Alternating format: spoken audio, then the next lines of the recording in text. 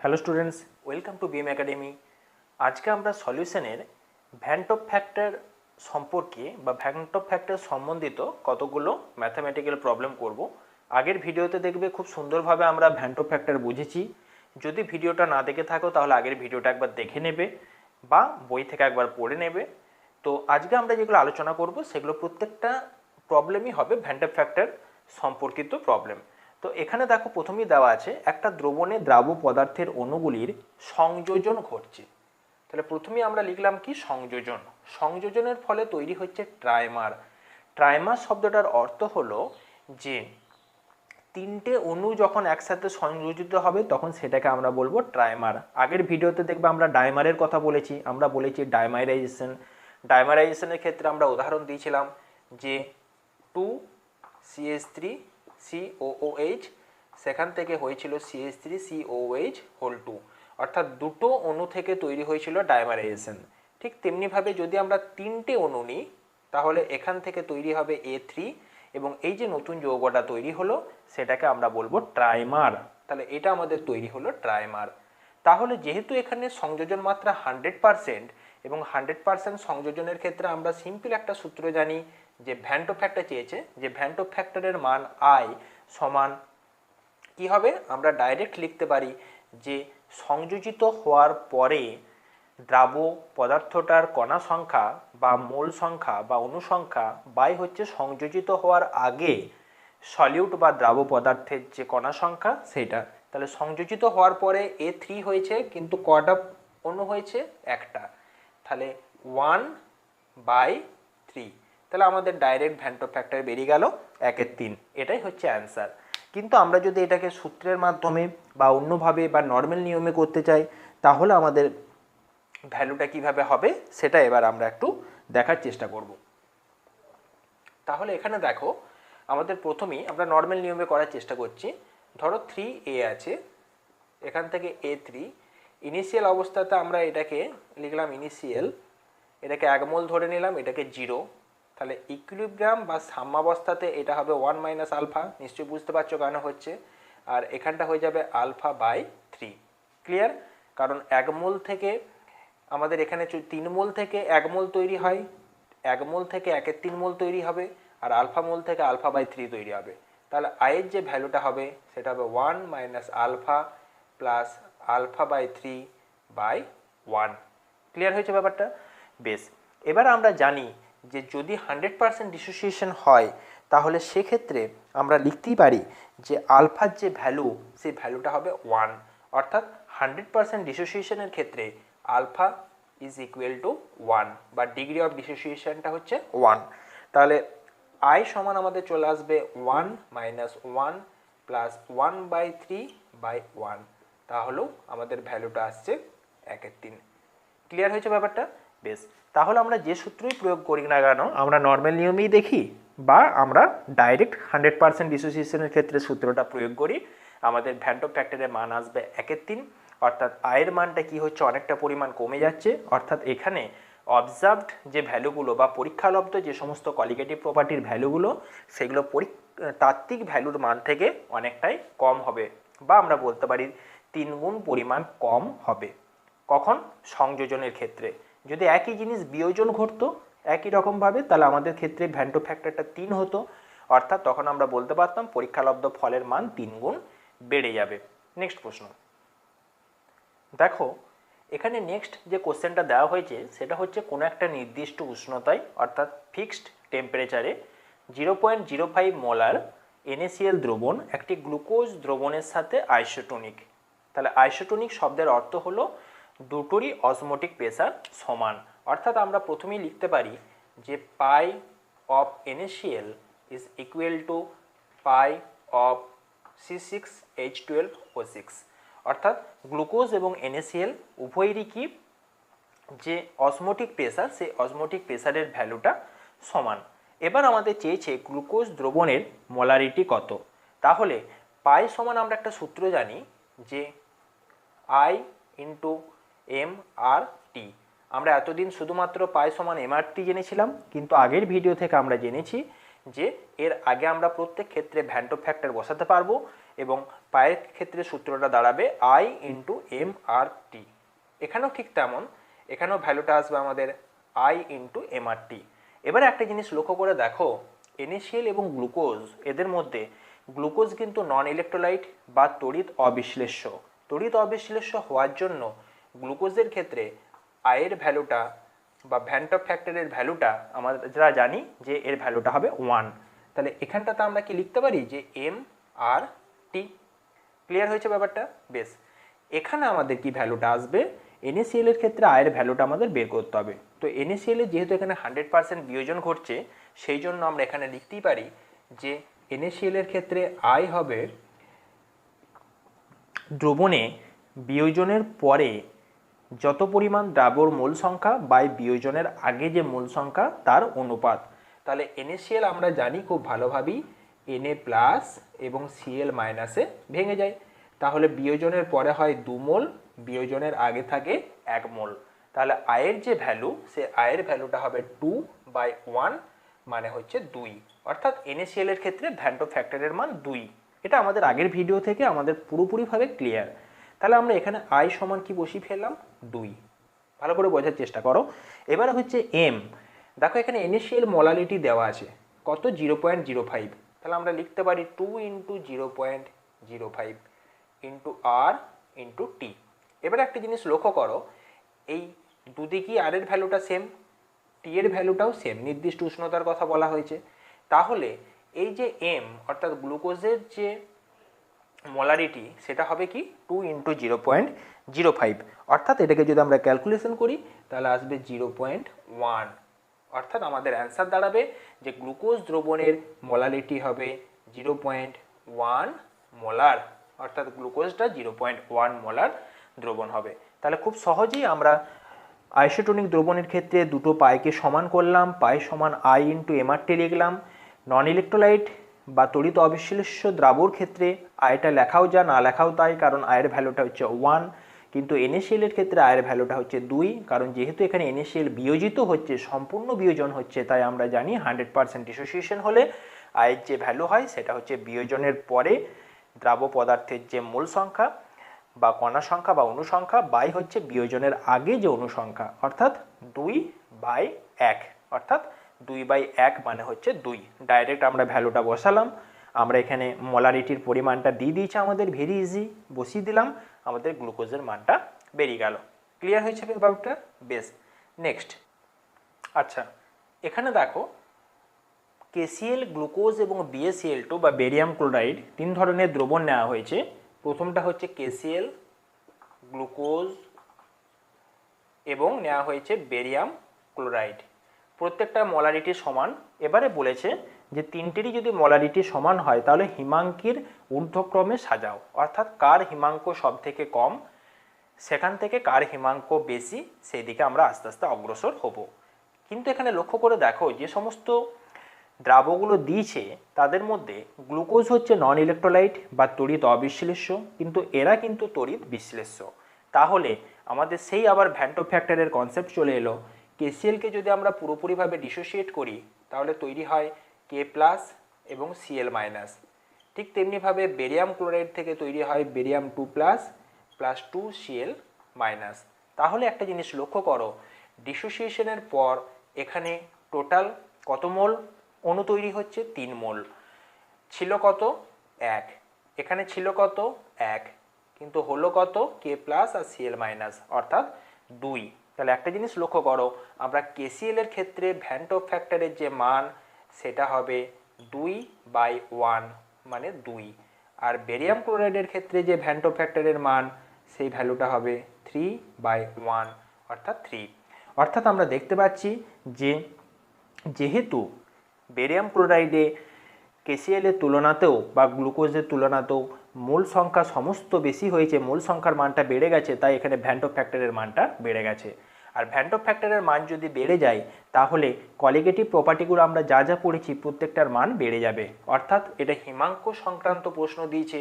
অর্থাৎ আমরা যেটা জানি ডেল্টা TF ভ্যালু বা যেটাকে বলা হয়ে থাকে হিমাঙ্কের অবনমন, সেই হিমাঙ্কের অবনমন সবথেকে বেশি কার ক্ষেত্রে ঘটবে?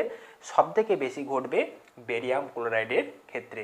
তাহলে হিমাঙ্কের অবনমন আমরা লিখতে পারি এখানে যে সবথেকে বেশি হবে কার ক্ষেত্রে? বেরিয়াম ক্লোরাইডের ক্ষেত্রে। ঠিক আছে, তাহলে একটা জিনিস ভেবে দেখো, বেরিয়াম ক্লোরাইডের যদি হিমাঙ্কের অবনমন সবথেকে বেশি হয়, তার মানেটা হচ্ছে হিমাঙ্কটা সবথেকে বেশি কমে যাবে কার ক্ষেত্রে? বেরিয়াম ক্লোরাইডের ক্ষেত্রে।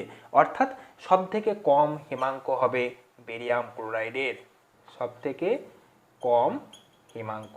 ক্লিয়ার? তাহলে আমরা বুঝবো কিভাবে? আমরা দেখতে পেলাম যে তিনটে দ্রাব্য নেওয়া হলো, তিনটের মধ্যে একটা হচ্ছে নন ইলেকট্রোলাইট, বাকি দুটো হচ্ছে ইলেকট্রোলাইট। ইলেকট্রোলাইটের ক্ষেত্রে আমাদের আই ফ্যাক্টর কাজ করে বা ভ্যান্টো ফ্যাক্টর কাজ করে। ভ্যান্টো ফ্যাক্টরের ভ্যালু আমরা দেখলাম বেরিয়াম ক্লোরাইডের ক্ষেত্রে সবথেকে বেশি। অর্থাৎ বেরিয়াম ক্লোরাইড আমরা দ্রাব্য হিসাবে নিলেও সেটা যখন দ্রবণ তৈরি হয় তখন 100% ডিসোসিয়েশন আমরা যদি ধরে নিই, সেটা কিন্তু আয়নে সম্পূর্ণরূপে বিশ্লিষ্ট হয় এবং আলটিমেটলি 1 মোল অণু থেকে তৈরি হয় 3 মোল অণু। তার মানে আমরা দেখতে পাচ্ছি যে দ্রাবের মোল সংখ্যাটা বেড়ে যাচ্ছে। আর আমরা ভালো করেই জানি যে প্রত্যেকটা কলিগেটিভ প্রপার্টি দ্রাবের মোল সংখ্যার উপর ডিপেন্ড করে। তাই যেহেতু এখানে দ্রাবের মোল সংখ্যাটা বেরিয়াম ক্লোরাইডের ক্ষেত্রে সবথেকে বেশি বেড়ে গেছে, তাই প্রত্যেকটা কলিগেটিভ প্রপার্টির মানও কী হবে? বেড়ে যাবে। তাই কলিগেটিভ প্রপার্টি বলতে আমরা বুঝি হিমাঙ্ক সংক্রান্ত যেটা রয়েছে সেটা হচ্ছে হিমাঙ্কের অবনমন, অর্থাৎ হিমাঙ্কের হ্রাস ঘটা। তাহলে আমরা বুঝতে পারছি যে যে পরিমাণ হ্রাস ঘটার কথা ছিল বেরিয়াম ক্লোরাইডের ক্ষেত্রে, তার তুলনায় 3 গুণ বেশি পরিমাণে হ্রাস ঘটবে, কারণ এখানে আই ফ্যাক্টর হচ্ছে 3। অর্থাৎ সবথেকে কম হিমাঙ্কটা হবে বেরিয়াম ক্লোরাইড দ্রবণের। তাহলে আমাদের অর্ডারটা কীরকম দাঁড়াবে? সবথেকে কম হলো বেরিয়াম ক্লোরাইড, তার থেকে একটু বেশি হবে NaCl, কারণ NaClও আমাদের আই ফ্যাক্টর রয়েছে এবং NaClএর ক্ষেত্রেও অবনমনটা আমাদের দ্বিগুণ পরিমাণ কমে যাবে, মানে অবনমনের মানটা আমাদের কি হবে? বেড়ে যাবে। মানে অবনমনের যে ভ্যালুটা, সেই ভ্যালুটা দ্বিগুণ পরিমাণ বেড়ে যাবে, ফলে হিমাঙ্কটা কিন্তু দ্বিগুণ পরিমাণ কমে যাবে। ব্যাপারটা বোঝো একবার, ঠিক আছে? যেমন এখানে আমাদের কি হয়েছিল, হিমাঙ্কের অবনমনটা 3 গুণ বেড়ে গিয়েছিল। তাহলে হিমাঙ্কের অবনমন 3 গুণ বেড়ে যাওয়া মানে হিমাঙ্কে কমে যাওয়াটা 3 গুণ বেড়ে যাওয়া, মানে সব থেকে কম হিমাঙ্ক। ঠিক তেমনিভাবে তার থেকে একটু বেশি হবে NaCl, আর সব থেকে বেশি কি হবে? গ্লুকোজ।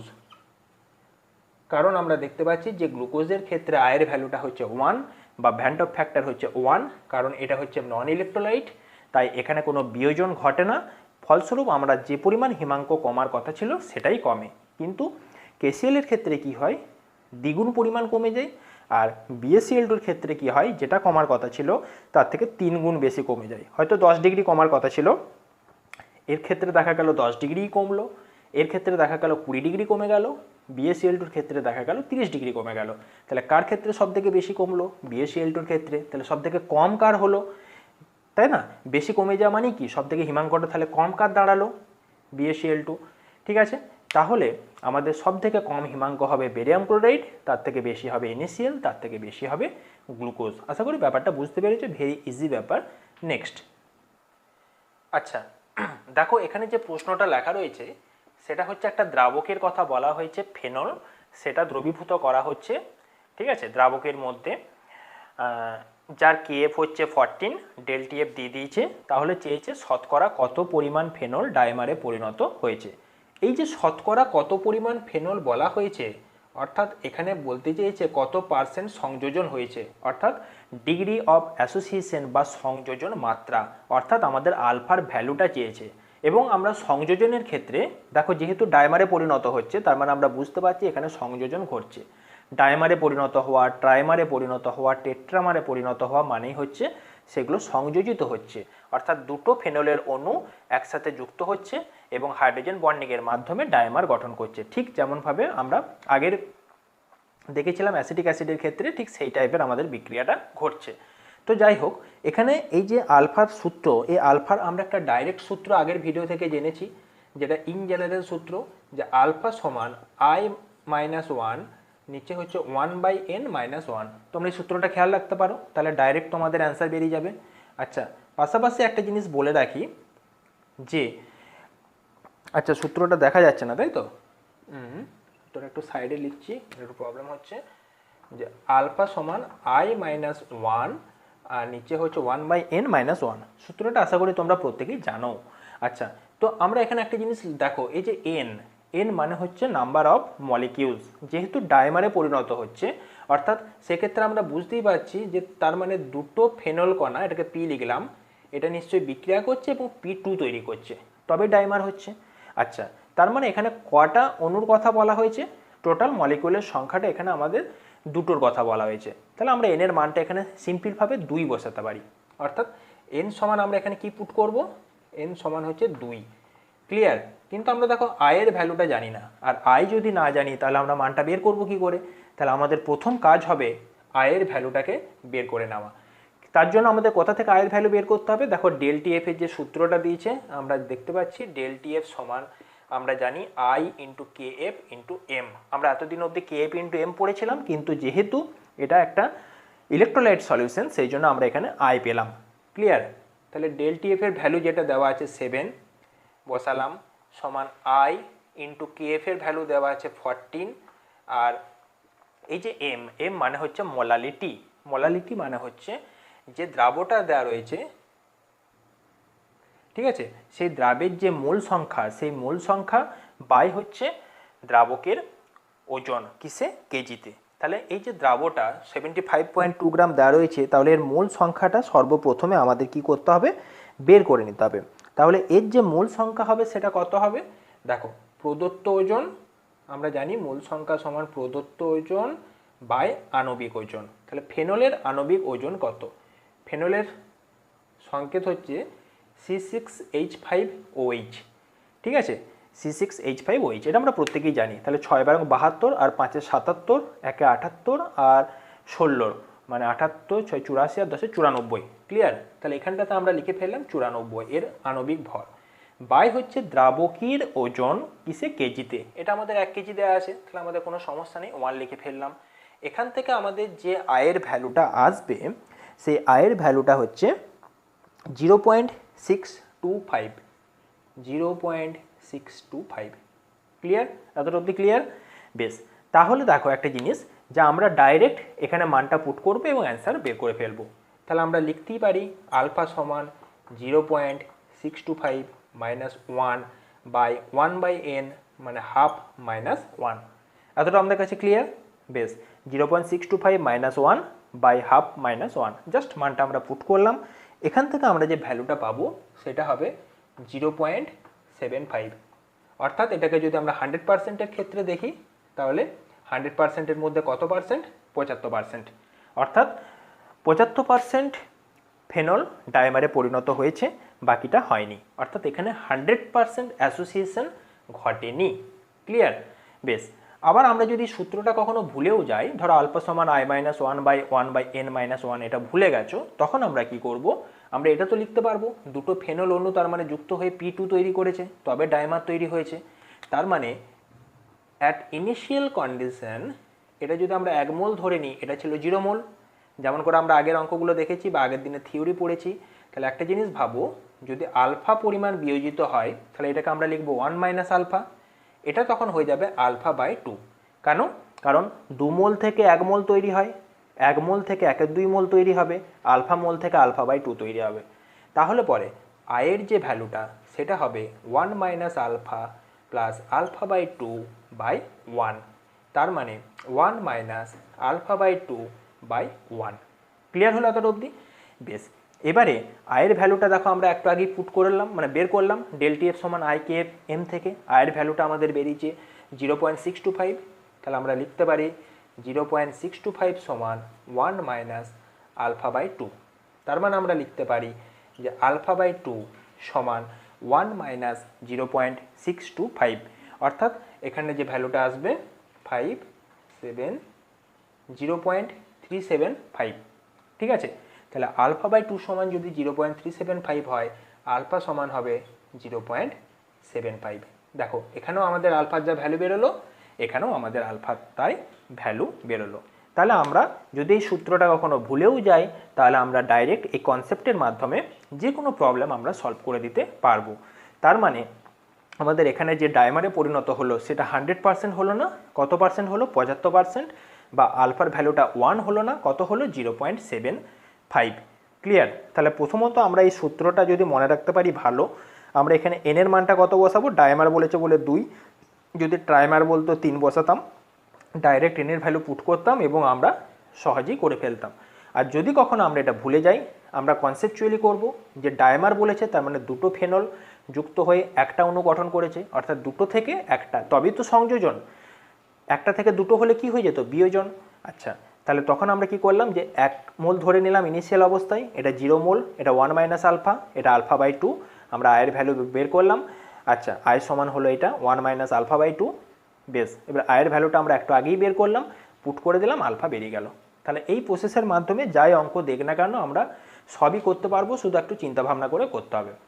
ওকে, আজকের ভিডিওটা এতটাই। তোমরা বাড়িতে ভালো করে পড়াশোনা করো। নেক্সট পার্টে আমরা হেনরির দ্রাব্যতা সূত্র নিয়ে আলোচনা করব। ওকে, থ্যাংক ইউ।